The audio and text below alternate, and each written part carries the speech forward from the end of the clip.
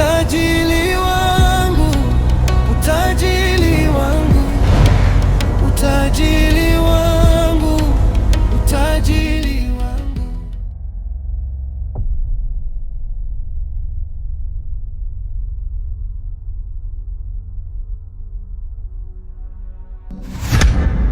Unashtuka nini?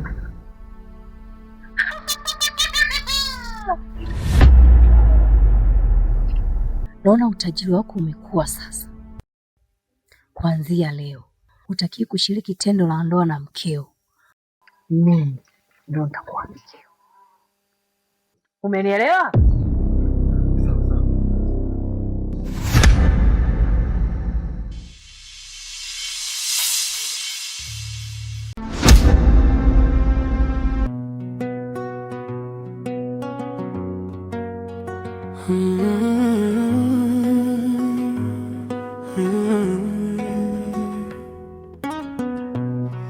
Natazama kioo, naona mtu mwenye kila kitu.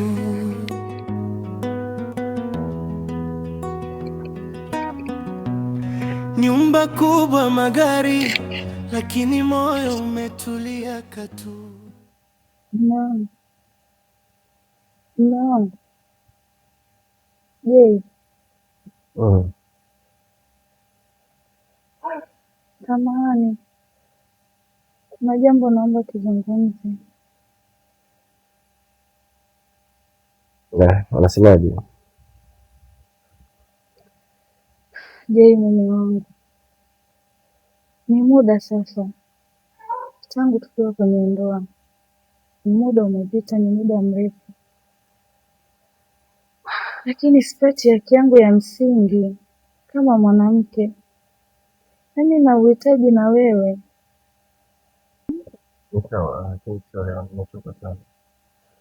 Mume wangu, kila siku umechoka, kila siku umechoka. Ni lini wewe ambao siku ambao utaniambia leo uko sawa? Naomba basi walau kidogo, najua umechoka.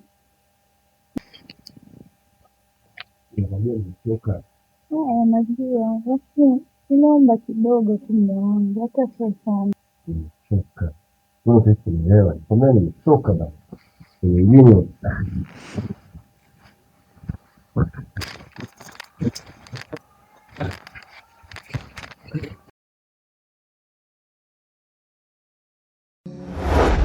utajiri wangu, utajiri wangu, utajiri wangu, utajiri wangu, utajiri wangu, utajiri wangu, utajiri wangu, utajiri wangu.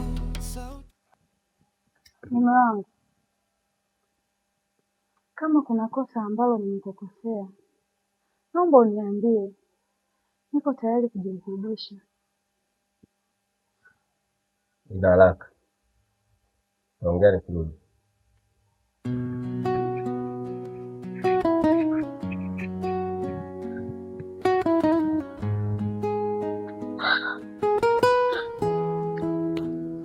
Natazama kioo,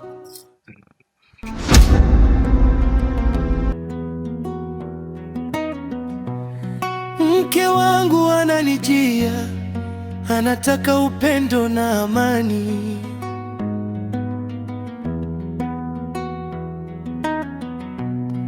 Ila jini kanikataza nisimkaribie maishani. Dada! Dada! Dada! Dada, nimebisha hodi hata ufungue mlango. Kumbe upo umekaa hapa. Afu mbona unalia? Dada. Niko sawa tu mdogo wangu. Karibu. Na nimepiga simu yako pia hujapokea. Shida ni nini? Samahani mdogo wangu. Simu nilikuwa nimeiweka silent na ilikuwa chaji chumbani. Kwa kama wakati unapiga sikuisikia.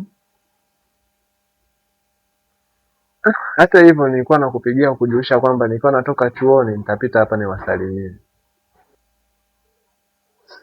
Sawa, karibu. Hata hivyo muda umeenda sana, ngoja mimi niwaache, nitakuja kuona wakati mwingine. Hana shida mdogo wangu.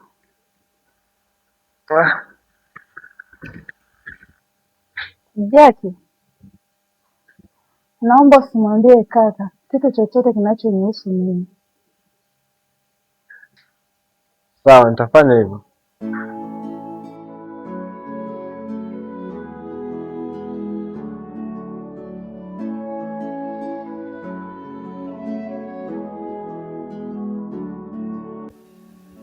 Jackson, vipi hali ya Livian? Amekueleza kuhusu kuja kwake?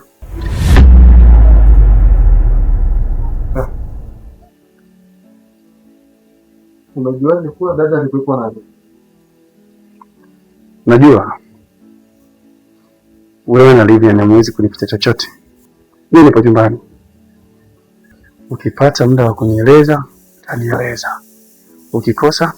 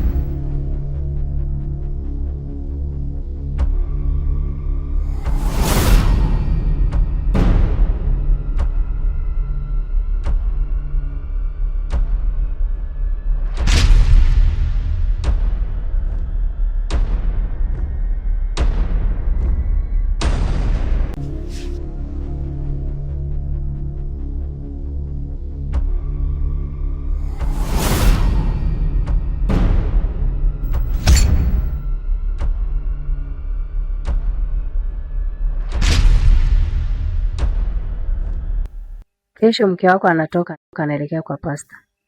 Haitakiwi kabisa kumruhusu. Nadhani umenielewa.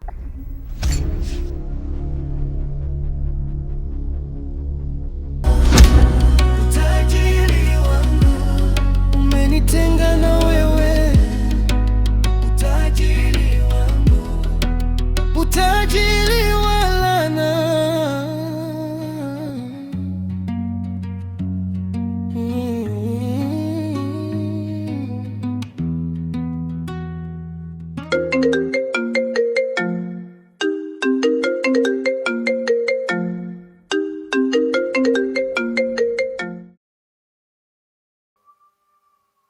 Jackie, niko njiani nakuja.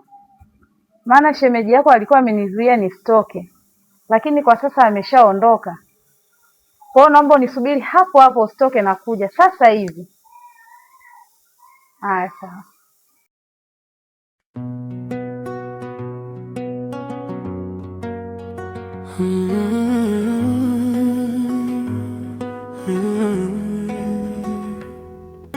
Karibu sana. Asante Pastor James. Nashukuru sana. Lakini kama nilivyokuwa tumezungumza, nikueleza kwamba kuna dadangu hapa na changamoto kwenye ndoa yake. Nikawaahidi kwamba nitakuja naye. Ndio hapa nilikuja naye. Sawa. Nadhani ana mengi ya kukueleza, atakueleza. Karibu sana. Asante sana mtumishi. Kama alivyokuambia mdogo wangu hapa, ni kweli kabisa. Mtumishi, yapata miaka 4 sasa kwenye ndoa yangu, napitia changamoto nyingi nyingi sana.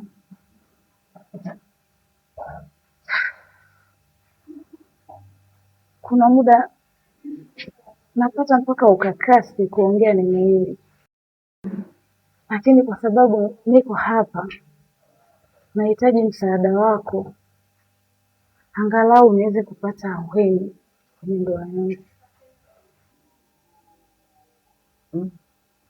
Tumishi, mume wangu miaka 4 sasa haujui mwili wangu, nashindwa kuelewa ni nini haswa kimemkuta mume wangu mpaka anakuwa kwenye hali hii. Hajali hisia zangu, hajali kuhusu mimi. Kwa kweli napitia wakati mgumu sana sana tu mchungaji. Na si hivyo tu Pastor James, pale nyumbani wanaishi kama mtu na adui yake. Poleni kwa haya ambayo nimesikia imamu kwa kupitia, lakini na jambo la kusema pamoja na hayo unayoyapitia. Roho ya uvumilivu pamoja na unatakiwa kuvumilia mpaka mwisho, na uendelee kuvumilia ukimhusisha Mungu juu ya Mungu wako. Jambo la ndoa Mungu alipolitengeneza alifanya kuwa baraka katika familia. Inapotokea watu wanaishi kama wana ugomvi kwenye ndoa zao, ndoa hiyo inakuwa tayari imeshaingia. Lazima tumuombe Mungu. Tumtangulize Mungu kwenye ndoa yako ili kusudi Mungu akufanikishe, akusaidie. Kama ni mabadiliko yanayotokea haya, Mungu akarekebishe tena ndoa. Ndoa ni furaha na sio vita, na sio ugomvi. Na kwa sasa hivi nitakwenda kufanya maombi pamoja. Tumuombe Mungu juu ya jambo hili, lakini pia tumuombe Mungu juu ya swala ambalo lipo kwenye familia yako. Nielewa dada. Kwa hiyo ninaomba tena mikono, alafu tena tukamuombe Mungu. Naamini kabisa Mungu atakwenda kufanya jambo. Mungu wetu, katika jina la Yesu, endelea kutusaidia Bwana, endelea kutetea, mkono wako uwe pamoja nao, tusaidia na kufunga. Bwana, rudisha amani katika familia ya dada huyu, msaidie pamoja na familia yake. Mkono wako uwe pamoja naye. Neema yako Mungu mzingie. Linde familia yote, rudishe amani katika familia yake na ndoa yake. Katika jina la Yesu Kristo aliye hai, kiomba mfalme, Bwana muangalie mume wake aliyebadilika kwa kiasi kikubwa hiki. Mungu mrudishie amani, rudishie tena furaha katika mji wake. Katika jina la Yesu Kristo aliye hai. Amen.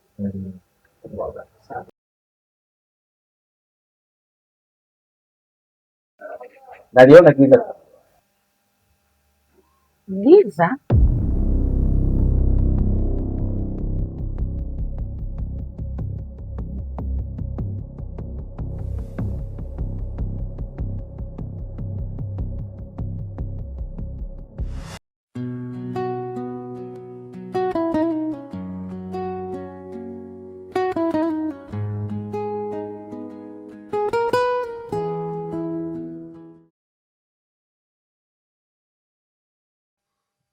Wewe mwanamke,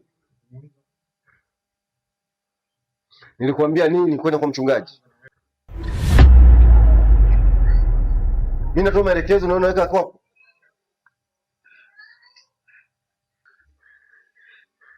Sasa wewe bora ufi. Shem. Jamani, kulikoni? Dada, kuna nini? Na wewe tamponza dadako.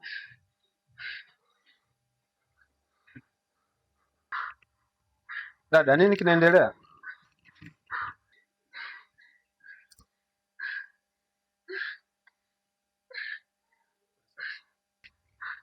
Nilisahau simu yangu.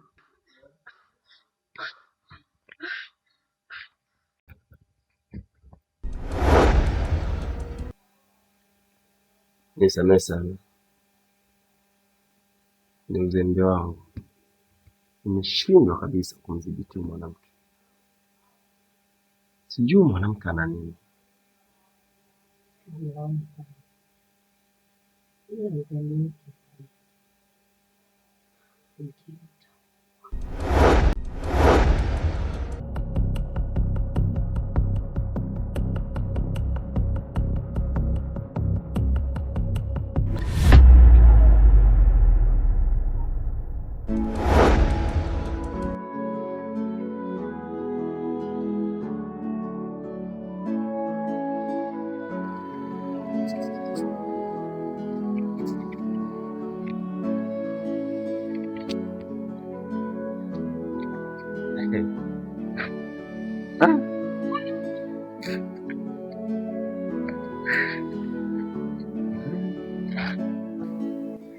James, huwezi amini ile siku ambayo nimetoka ofisini kwako, niliporudi nyumbani, mume wangu alidiriki mpaka kunishikia kisu.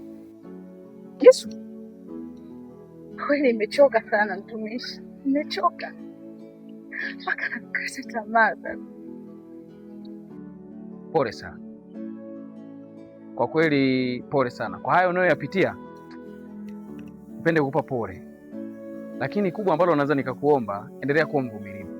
Shirikishe Mungu kwenye mambo yako ambayo yanakusibu. Bila Mungu hautaweza, bila Mungu hutaweza. Unachopaswa ni kumuomba Mungu kwenye familia yako. Mungu endelee. Nashukuru sana mtumishi, umekuwa faraja sana kwangu, umekuwa unanitia nguvu, kweli nafarijika. Tukimwangalia kama Daudi, tukimwangalia kama Ayubu, tukiangalia watu, mifano iko mingi sana ambao walipitia kwenye shida kama hizi ambazo unapitia wewe, lakini Mungu aliwasaidia na walisimama salama. Mimi niseme jambo moja, naamini Mungu atakusaidia, naamini Mungu atakusaidia sana. Kwa hata wewe unapopitia kwenye familia yako hii na changamoto ulizonazo, hakika naomba tu endelea kumwomba Mungu akusaidie, lakini pia usiache kuja kusali kila muda wa ibada ambao labda tumsiku ambazo unazifahamu za ibada. Njoo tusali, tumuombe Mungu katika hii changamoto tunayopitia, naye imani kabisa Mungu atakusaidia. Lakini pia mtumishi, naomba nikuombe kitu. Nilikuwa naomba uje nyumbani kwangu ufahamu, pia uweze kufanya maombi kwenye ndoa yangu. Okay, nitafika, nitajitahidi nifike, japo tunaendelea na semina hapa. Baada ya semina nitafika kwako, nifanye maombi ili kusudi tuiombee hiyo nyumba, tumuombee mume wako hapo nyumbani kwako, na Mungu naamini atakwenda kujidhihirisha kabisa. Mungu atakusaidia. Nashukuru sana. Asante. Kwa hiyo kwa sasa hivi naona tu sasa kwamba nikuache, alafu pia tutawasiliana.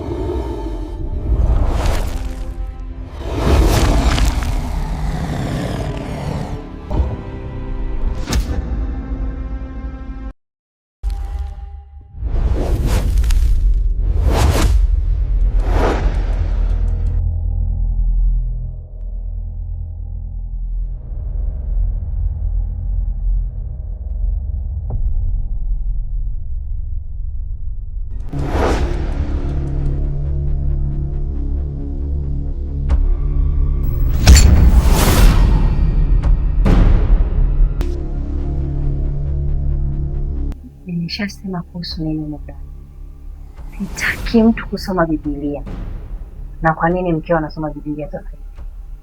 Nyanyuka ukamtoe. Tena ukamzuie. Sitaki yarudi naye. Nadhani vipi?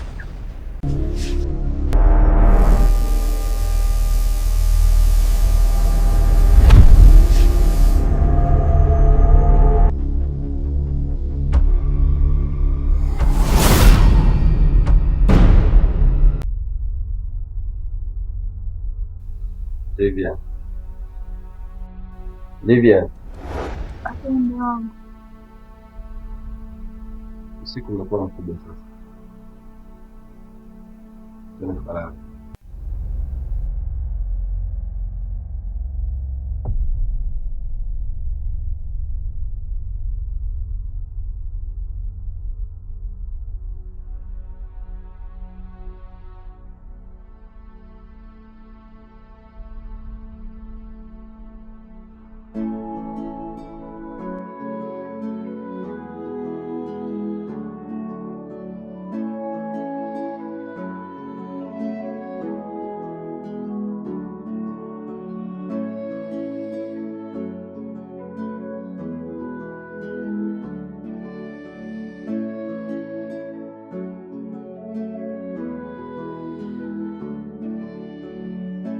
Mke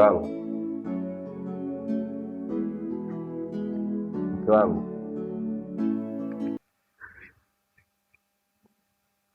nilitegemea tutakuwa pamoja hapa na kunywa chai asubuhi. Hivi unaijua thamani ya mke wewe? Halafu unaniambia nilitegemea tutakuwa hapa tunywe chai hapa. Mke wangu, unajua thamani ya mke wewe?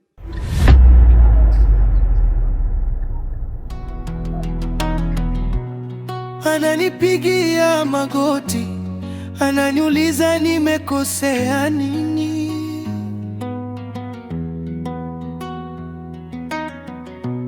Sina majibu yangu. Karibu sana, karibu sana. Baada ya kupokea simu yako ile juzi unanipigia kwamba utakuja nyumbani, na mimi sijataka kutoka mapema kwenda kazini, nikasema nikusubiri pengine jambo la msingi. Ni kweli kaka, kiukweli kaka, kwenye ndoa yangu nimechoka. Yaani magumu ninayopitia kwa sasa, nimeona ni bora nirudi nyumbani nifanye biashara, mambo yangu yataendelea tu vizuri kuliko kuendelea kukaa ile ndoa ambayo ina mateso, ina kelele, ina kila kitu. Ni kweli dadangu, maana sio kwa ile ndoa. Hebu kaa kwenye ndoa yako tena, ukitoka kwenye ndoa yako upate chochote. Nikwambia, sitaki kusikia ukizungumzia kuvunja ndoa yako, iwe mwanzo na mwisho. Lakini kaka, unashindwa kuwa na uchungu na mimi dada yako, unaamua tu kumsapoti tu yule mwanaume. Kwa hiyo unashindwa kunithamini mimi ndugu yako. Unaponiambia niendelee kukaa kwenye ile ndoa, unajua ni magumu gani ninayoyapitia? Unajua ni mitihani gani ninayoipitia katika ile ndoa? Halafu unamtetea tu yule mwanaume. Kwa hiyo yule mwanaume ana thamani kubwa sana kuliko mimi ndugu yako, si ndivyo? Si ndivyo? Kwa hiyo niendelee kupata mateso eti naendelea tu ndoa? Kwa ndoa gani? Mimi naona ni bora nitoke niende nikatafute maisha popote kule kuliko kuendelea kukaa kwenye ile ndoa. Naona wewe kila siku na kazi ya kuwa unamtetea. Mimi sithaminiki kwako. Unanitisha kuondoka? Ondoka. Unanitisha kuondoka? Acha mimi niondoke. Naona ndo ndugu yako. Shezi kabisa wewe. Jackson, unamuelewa dada? Kaka, lakini dada upo sahihi. Ile ndoa ina changamoto. Tutakuja kumkosa huyo. Funga mdomo wako wewe. Wewe na ndugu yako hamuelewi chochote. Mimi nafahamu. Tena toka hapa. Kaka wewe mbishi. Pafu kabisa. Shenzi mmoja wewe.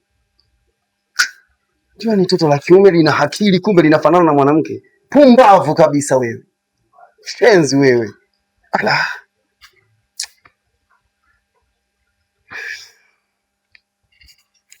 Niko kwenye himaya yenye kila aina ya fahari, ila ni jela ya roho inayonitesa kwa siri. Karibu sana mtumishi wa Mungu. Hapa ndo nyumbani kwangu nakoishi mimi pamoja na mume wangu. Ili niseme kwamba nashukuru kwa kufika hapa kwako pia, na ilikuwa ni siku njema kabisa. Lakini kwa mazingira ambayo nimeyaona hapa kwako, kikweli bado na kazi. Ila tu neno ambalo naweza nikakuachia kwa leo na kukwambia, naomba uvumilie. Katika yote unayoyapitia, vumilia sana. Lakini kikubwa lazima uvumilie na ukiendelea kumtumainia Mungu. Kwa sababu hapo watu ambao ni mifano halisi kabisa. Kwa mfano ukisoma kitabu cha Mwanzo, unakutana habari ya Ibrahimu pamoja na mkewe. Walipitia kwenye changamoto ngumu sana ambayo pengine kwa namna moja ama nyingine ilikuwa ni shida. Lakini walifaulu kwa sababu walivumilia. Kwa hiyo niombe tu kwamba yote unayopitia, endelea kumshirikisha Mungu, lakini endelea kuvumilia. Endelea kuvumilia sana. Karibu mume wangu. Asante, asante. Karibu sana. Habari yako bwana? Salama. Mume wangu anaitwa Pastor James, ni mtumishi kutoka kanisa la AIGC. Amekuja hapa nyumbani kwa ajili ya kufanya maombi katika ndoa yetu. Maombi? Ndiyo mume wangu.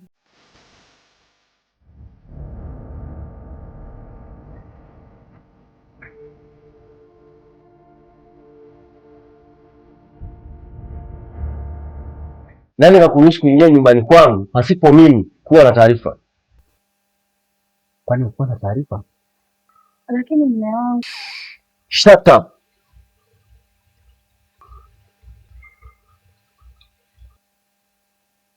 Toka kwangu. Na kuanzia leo ni marufuku kuingia nyumbani kwangu pasipo mimi kuwa na taarifa.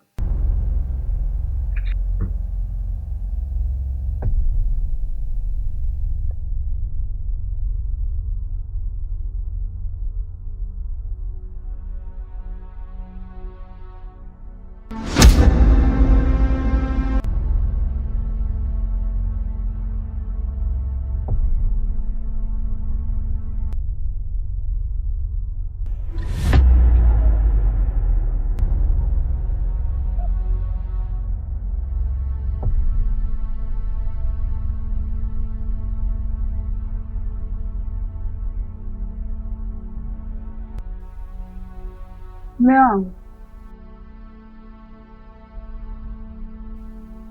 mbona niko hapa? Ndio nitakuwa nikuulize kwa nini uko hapa. Hata mimi sielewi, lakini usiku nilipokuwa nimelala, kuna ndoto niliiota kwamba kuna mtu ananiamsha nikiwa usingizini, akawa amekuja kunilaza sebuleni. Sasa nimeshtuka kweli, asubuhi hii najikuta niko sebuleni nimelala hapa. Hiyo ni kawaida. Kuna watu wanaota amesinzia na anafumba macho kabisa, anatembea hata mpaka mbali. Hiyo ni ndoto tu. Uwe na asubuhi njema.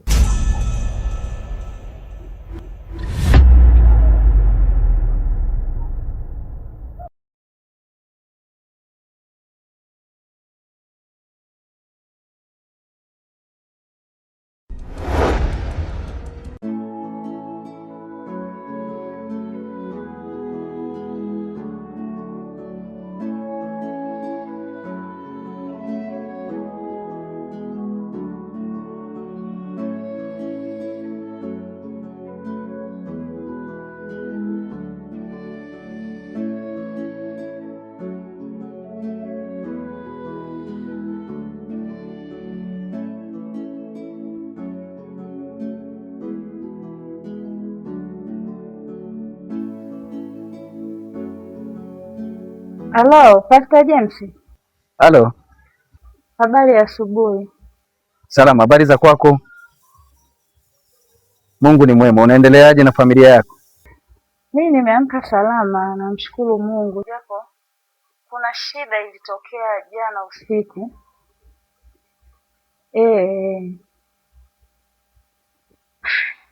Usiku nimeota ndoto. Kuna mtu aliniamsha akanichukua akaja akanileta kunilaza sebuleni. Cha ajabu zaidi, nilivyoamka asubuhi ni kweli nimejikuta nimelala sebuleni. Yani kwa kweli imenishangaza sana hiyo hali. Pole sana. Cha ajabu zaidi, nimemweleza mume wangu, wala hata ajali, yuko kawaida kabisa yani. Yani kweli mchungaji, yani imenisikitisha sana, yani mpaka sasa sielewi yani hata nifanyeje. Lakini kama nilivyokuambia toka awali, nilikwambia kabisa hapo nyumbani kwako kuna giza nene sana. Kwa hiyo hiki ulichokiona ndio. Sawa. Sasa fanya jambo moja. Nitapata muda kidogo wa kuja kukuona hapo kwenye familia yako. Nimekuelewa. Sawa, haina shida. Asante.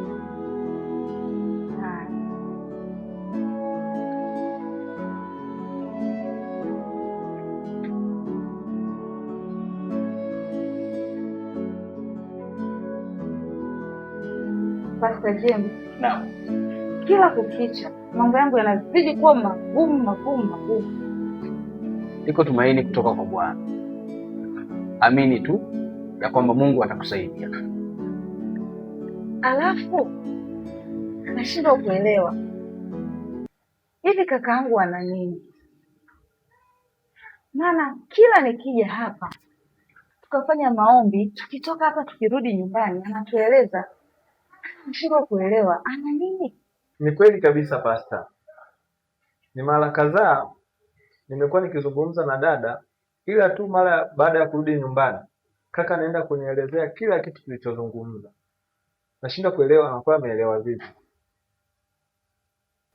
Kaka yako ana nguvu ya kimungu ndani yake. Yuko mbele ya muda. Anajua kila kitu kinachoendelea. Hata kubadilika kwa mmeo anajua.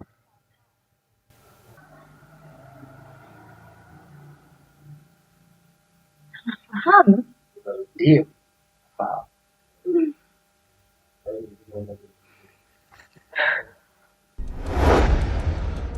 Kaka samahani, kuna kitu unahitaji kufahamu kutoka kwako. Kitu gani hiko? Hivi unafahamu nini kuhusu mume wangu? Si chochote na sijakuelewa bado. Najua unanielewa vizuri tu, ila unaamua kunificha.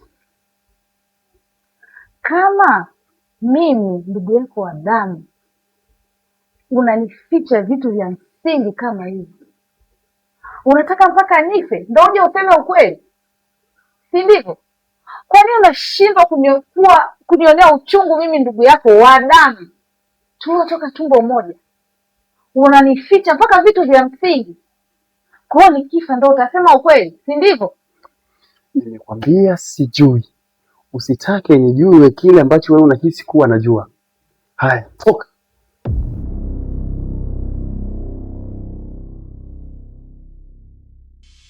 Ondoka. Nimesema ndani ya nyumba yangu, toka. Sawa, natoka. Ila sio haki. Iwe haki, isiwe haki, ondoka. Toka ndani ya nyumba yangu.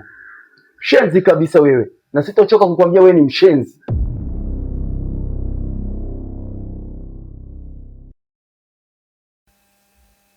Kaka wewe ni mbinafsi sana.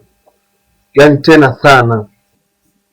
Una kila sababu za kuzungumza mimi ni mbinafsi. Tena una kila sababu za kunihukumu mimi. Lakini leo Jackson, nimekuita hapa sio kwa ajili ya kurumbana. Nimekuita hapa kwa ajili ya kuweka uwazi. Shemeji yetu anaishi na jini. Jini? Na si hivyo tu. Na hilo jini halitaki kabisa shemeji ajihusie chochote na dada yetu. Yaani namaanisha kalioa lile jini. Kaka, kumbe ulikuwa unalifahamu hili toka awali? Sikutaka kumwambia kwa sababu yule ni mtoto wa kike. Nimekuita wewe mtoto wa kiume tuzungumze kama hivi nilivyokwambia. Basi kaka, kama kuna namna ya kuinusuru ndoa ya dada, naomba tuinusuru ndoa ya dada. Kwa sasa hivi yupo kwenye maisha magumu sana. Labda nikutoe wasiwasi tu kwamba tamuita sister na wewe utakuwepo na mimi hapa, tutajua wapi tunaanzia. Lakini ukweli wa mambo, shemeji anaishi na jini. Hatujachelewa. Tutaka na dada tutajua wapi tunaanzia.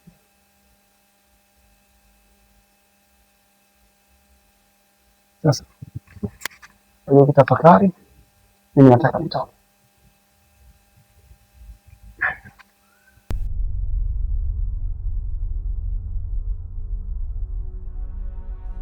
Shemeji. Ndio sio. Mzee alinitewa na mimi mara kadhaa. Vipi lakini? Unaishi vizuri huko nyumbani? Kuna shemeji nyumbani tunaishi vizuri. Hamna changamoto, shida, matatizo ya aina yoyote. Tuko vizuri kabisa.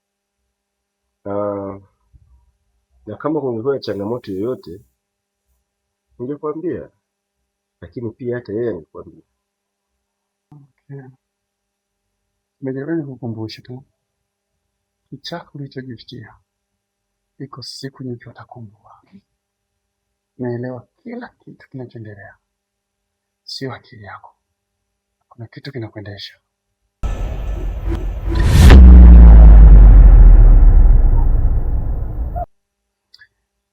Fanya kila linalowezekana kujinusuru kwenye hicho. Rashid, umejuaje yote haya? Nafahamu shemeji. Fahamu tena vizuri tu.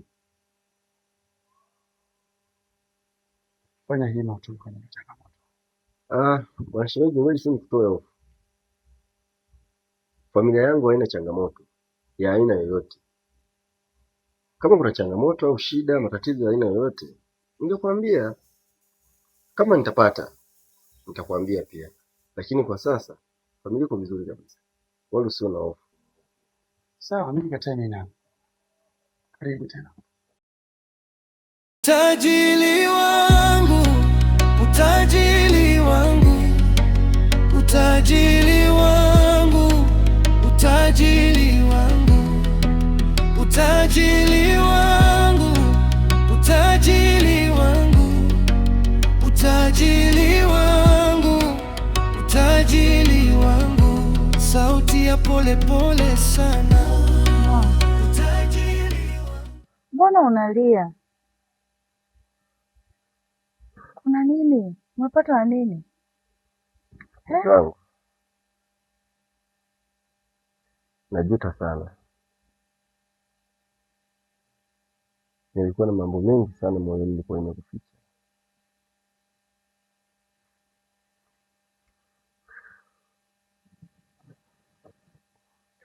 Sijui nakumbuka kipindi fulani nilikujaga na hela fulani 30.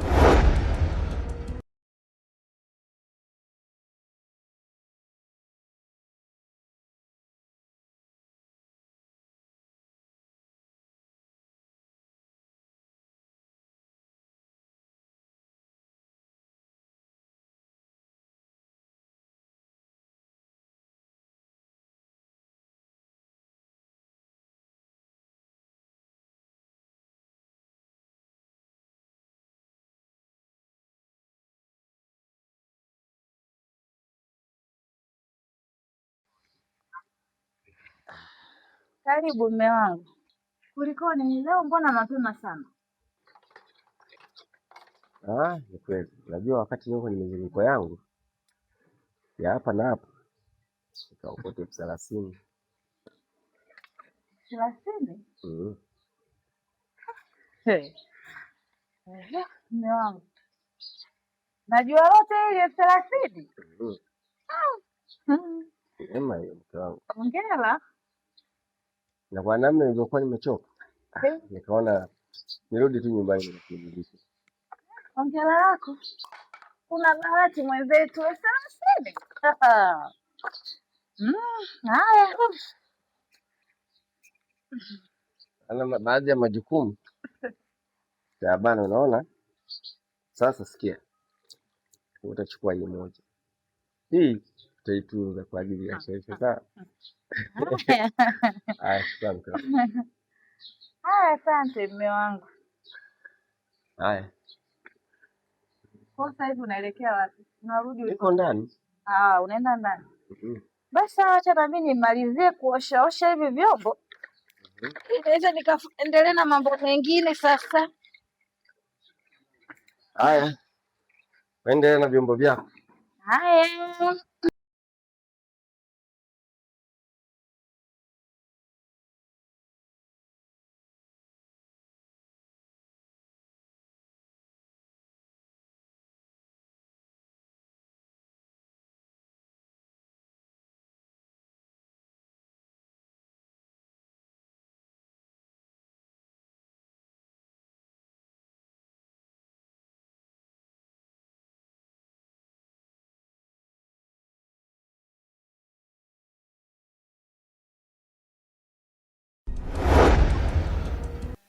nakumbuka.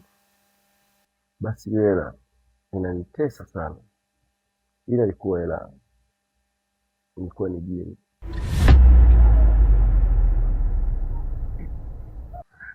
Jini?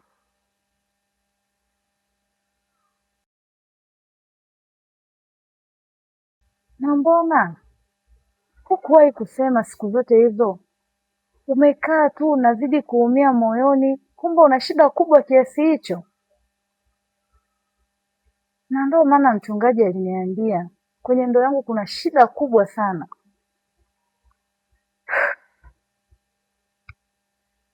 Sasa mimi ninachoona ni bora tumwite mchungaji aje hapa kwa ajili ya kutufanyia maombi.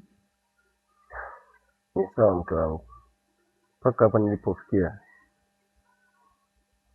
nimechoka. Niite tu mchungaji aje aniombee.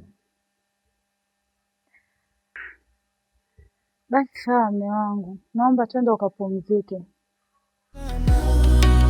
Utajiri wangu umenitenga na wewe, utajiri wangu, utajiri wa laana. Ndugu zangu, mimi nataka nizungumzie jambo moja, ya kwamba hakuna ufalme wa nguvu za giza ambao unaweza ukamshinda Mungu wetu, na kwa sababu hiyo Mungu anajitosheleza. Mungu anabaki kuwa Mungu. Shetani lazima ashindwe na nguvu za giza lazima zishindwe. Nguvu za giza hazijawahi kuweza hata siku moja, kwa hiyo lazima zishindwe. Na kama unavyoona mapepo yameanza kulipuka, nguvu za giza tuzizisema zimeanza. Sasa tushirikiane katika kuomba, twende tukamwombee huyu, nguvu za giza zote zikashindwe. Nguvu za giza, pepo jini, kwa jina la Yesu toka, kwa jina la Yesu toka, kwa jina la Yesu. Kila falme na mamlaka zikashindwe kwa jina la Yesu. Toka, toka.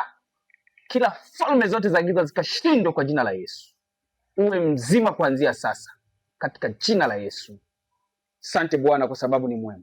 Asante kwa sababu ni Mungu wetu unayetupenda. Asante kwa sababu ni Mungu uliyemfungua.